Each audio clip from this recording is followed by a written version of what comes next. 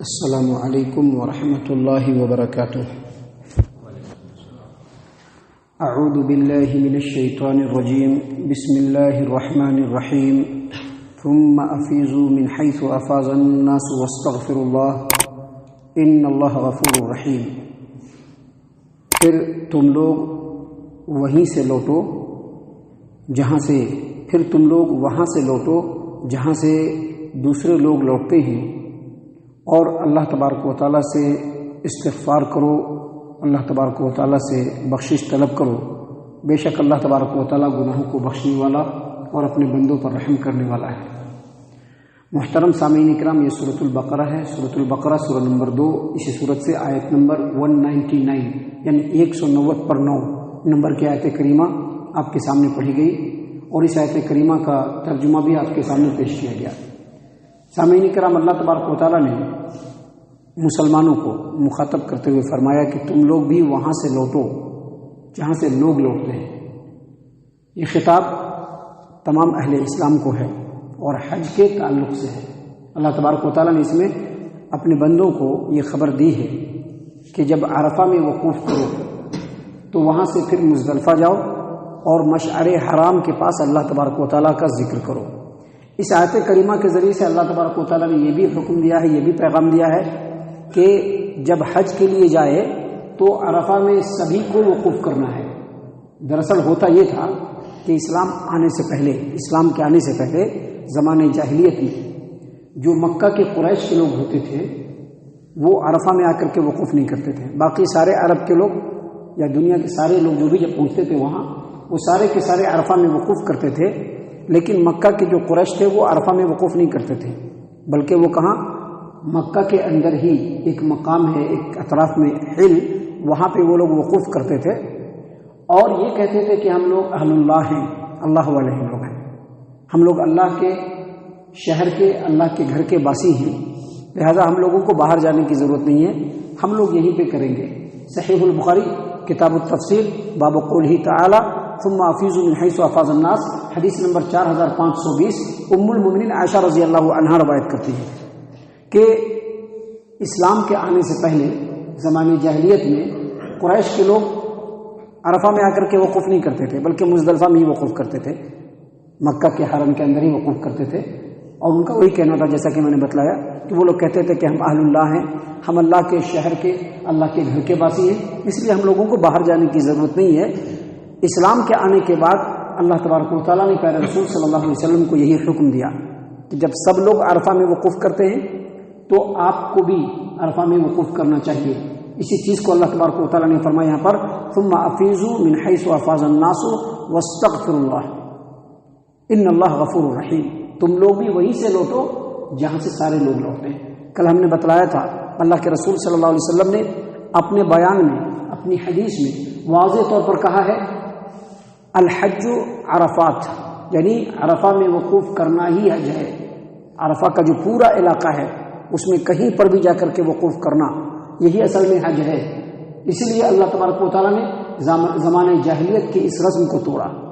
یہ عرب کے جو مکہ کے جو لوگ تھے، یہ لوگ اپنے آپ کو حمص کہتے تھے، حمص، ہم لوگ مکہ کے، ہم لوگ باہر آ کر کے عرفات میں وقوف نہیں کر سکتے، جیسا کہ ایک اور حدیث ہے صحیح البخاری کتاب الحج باب الوقوف بعرفہ، حدیث نمبر 1664، اور صحیح مسلم کی روایت ہے، جبیر بن مطعم رضی اللہ عنہ کہتے ہیں کہ میرا اونٹ کھو گیا عرفہ میں، اور میں اس کو تلاش کرنے کے لیے نکلا تو میں نے دیکھا کہ نبی اکرم صلی اللہ علیہ وسلم عرفہ میں وقوف کیے ہوئے ہیں۔ میں نے کہا کہ اللہ، ان کا یہاں پر کیا کام، یہ تو قریش ہیں، یہ تو حمص سے تعلق رکھتے ہیں، ان کو تو یہاں نہیں آنا چاہیے۔ گویا زمانے جاہلیت میں یہ رسم بنا لیا تھا مکہ کے قریش کے لوگوں نے کہ ہم لوگ وقوف عرفہ میں جا کر کے نہیں کریں گے، بلکہ مکہ کے اندر ہی ایک مقام پہ کر لیں گے یا مزدلفہ میں کر لیں گے۔ اللہ تبارک و تعالیٰ نے ان کو کہا کہ نہیں، ایسا نہیں کرنا ہے، بلکہ ثم افیضوا من حیث افاض الناس واستغفروا اللہ ان اللہ غفور رحیم۔ تم لوگ وہیں سے لوٹو، تم لوگ وہاں سے لوٹو جہاں سے لوگ لوٹتے ہیں۔ ایسا نہیں کہ تم لوگ الگ ہو اور دوسرے لوگ الگ، نہیں، تم لوگ بھی وہیں سے لوٹو جہاں سے لوگ لوٹتے ہیں۔ لوگوں نے عرفہ میں وقوف کیا، آپ لوگوں کو بھی عرفہ میں وقوف کرنا ہے۔ لوگ مزدلفہ گئے، مشعر حرام کے پاس جا کر کے اللہ کا ذکر کیا، تم لوگوں کو بھی پہنچنا ہے۔ لوگ وہاں سے پھر رمی جمار کرتے ہیں، عقبات کے اندر جمرات کی جو ہے رمی کرتے ہیں، پتھر مارتے ہیں، تم لوگوں کو بھی مارنا ہے، مینا میں تم لوگوں کو بھی جانا ہے۔ اسی چیز کو اللہ تبارک و تعالیٰ نے یہاں پر بیان فرمایا، اور اس کے بعد اللہ تبارک و تعالیٰ نے خاص طور سے کہا واستغفر اللہ، اللہ تبارک و تعالیٰ سے اپنے گناہوں کی بخشش طلب کرو۔ جو بھی عبادتیں ہیں ان عبادتوں کے بعد اللہ تبارک و تعالیٰ نے خاص طور سے اپنے بندوں کی یہ رہنمائی فرمائی ہے کہ اللہ کا ذکر کرے، جیسا کہ آپ دیکھتے ہیں صحیح مسلم کی روایت ہے، کتاب المساجد و مواضع الصلاۃ، ہر فرض نماز کے بعد اللہ کے رسول صلی اللہ علیہ وسلم 3 مرتبہ استغفر اللہ کہا کرتے تھے، 3 مرتبہ۔ صحیح البخاری کتاب الدعوات باب افضل الاستغفار حدیث نمبر 6306، اللہ کے رسول صلی اللہ علیہ وسلم نے فرمایا کہ سید الاستغفار اس طرح سے ہے، سید الاستغفار کیسے ہے؟ صحیح البخاری کی روایت ہے، اللہ کے رسول صلی اللہ علیہ وسلم نے فرمایا کہ سید الاستغفار اس طرح سے ہے، اللہم انت ربی لا الہ الا انت خلقتنی وانا عبدک وانا علی عہدک ووعدک ما استطعت اعوذ بک من شر ما صنعت ابوء لک بنعمتک علی وابوء بذنبی فاغفر لی فانہ لا یغفر الذنوب الا انت۔ یہ دعا ہے جس کو سید الاستغفار کہتے ہیں۔ اس کا ترجمہ ہے، اے اللہ تو میرا رب ہے، تیرے سوا کوئی معبود برحق نہیں، تو نے مجھے پیدا کیا اور میں تیرا بندہ ہوں، اور جہاں تک مجھ سے ہو سکا میں تجھ سے کیے گئے وعدہ اور عہد کے اوپر قائم ہوں۔ اے اللہ میں اپنی جانب سے جتنی بھی برائیاں سرزد ہوئی ہے میں ان تمام برائیوں کا اقرار کرتا ہوں۔ اے اللہ تبارک و تعالیٰ میرے اوپر تیری جتنی بھی نعمتیں ہیں میں ان تمام نعمتوں کا اعتراف کرتا ہوں۔ اے اللہ تبارک و تعالیٰ میں اپنے تمام کاموں کے شر سے تیری پناہ میں آتا ہوں۔ اللہ تبارک و تعالیٰ اپنے بندوں کو سکھلا رہا ہے کہ اس طرح سے دعا مانگو، اعوذ بک من شر ما صنعت، میری طرف سے جتنے بھی اعمال ہوئے ہیں ان تمام اعمال کے شر سے میں تیری پناہ چاہتا ہوں۔ ابوء لک بنعمتک علی، میرے اوپر جو آپ کی نعمتیں ہیں اللہ ان تمام نعمتوں کا میں اقرار کرتا ہوں، وابوء بذنبی، اور اپنے تمام گناہوں کا اعتراف کرتا ہوں، فاغفر لی، اللہ میرے گناہوں کو بخش دیجئے، فانہ لا یغفر الذنوب الا انت، اللہ تیرے علاوہ کوئی بھی گناہ کو بخشنے والا نہیں۔ تو یہ سید الاستغفار ہے، نبی اکرم صلی اللہ علیہ وسلم نے اپنے بندوں کو سکھلایا، نبی صلی اللہ علیہ وسلم نے اپنی امت کے لوگوں کو سکھلایا ہے، اللہ تبارک و تعالیٰ نے اپنے بندوں کو سکھلایا ہے کہ اگر کوئی آدمی اس دعا کو پورے یقین کے ساتھ صبح میں پڑھتا ہے اور اس کے بعد اگر شام تک اس کی موت ہوتی ہے، یا پھر شام میں پڑھتا ہے اور صبح تک اس کی موت ہوتی ہے، تو وہ آدمی جنت کے اندر داخل ہو جائے گا۔ اسی طرح سے صحیح البخاری کتاب الاذان اور صحیح مسلم کتاب الذکر والدعاء کی روایت ہے، عبداللہ بن عمرو بن العاص رضی اللہ عنہما روایت کرتے ہیں کہ ابو بکر صدیق رضی اللہ عنہ نے نبی اکرم صلی اللہ علیہ وسلم سے درخواست کیا کہ اللہ کے رسول صلی اللہ علیہ وسلم مجھے کوئی ایسی دعا سکھلائیے جس میں اپنے رب سے اپنے گناہوں کی معافی مانگوں۔ تو اللہ کے رسول صلی اللہ علیہ وسلم نے ان کو دعا سکھلائی جو ہم لوگ پڑھتے ہیں، اللہم انی ظلمت نفسی ظلما کثیرا ولا یغفر الذنوب الا انت فاغفر لی مغفرۃ من عندک وارحمنی انک انت الغفور الرحیم۔ اے اللہ بے شک میں نے اپنی جان پر بہت زیادہ ظلم کیا، یعنی بہت زیادہ گناہ کیے ہیں، تیرے سوا کوئی گناہوں کو نہیں بخشتا، اے اللہ تو اپنی خاص مغفرت سے میرے تمام گناہوں کو معاف فرما دے، مجھ پر رحم فرما، بے شک تو ہی بخشنے والا اور رحم فرمانے والا ہے۔ تو یہاں پر جو اللہ تبارک و تعالیٰ نے فرمایا واستغفر اللہ، اللہ تبارک و تعالیٰ سے اپنے گناہوں کی بخشش طلب کرو، تو اس طرح کی جتنی بھی دعائیں ہیں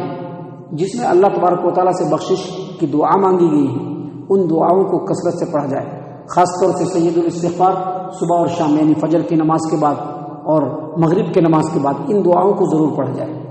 دراصل یہی چیز ہے اطاعت اور اتباع، کہ جو حکم ہے اللہ کے رسول صلی اللہ علیہ وسلم کی طرف سے، جس طرح سے رہنمائی کی ہے اللہ کے رسول صلی اللہ علیہ وسلم نے، ہمیں اپنی عبادتوں کو بالکل ویسا ہی بنانا چاہیے۔ اللہ کے رسول صلی اللہ علیہ وسلم نے کہا کہ اگر صبح میں ایک مرتبہ آدمی سید الاستغفار پڑھ لیتا ہے تو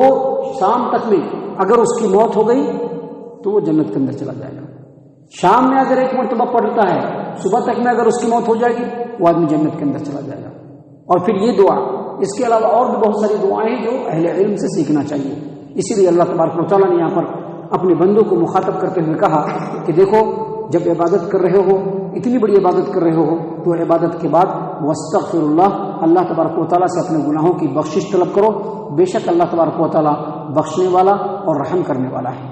سامعین کرام، اس سلسلے میں یعنی حج کے سلسلے میں ابھی تھوڑی اور بھی باتیں ہیں جو انشاءاللہ کل کے درس میں ہم آپ کے سامنے پیش کریں گے۔ اللہ تبارک و تعالیٰ سے دعا ہے کہ اللہ تبارک و تعالیٰ ہم تمام کو ان تمام باتوں کے اوپر خوب غور و فکر اور تدبر کرنے کی توفیق عنایت فرمائے۔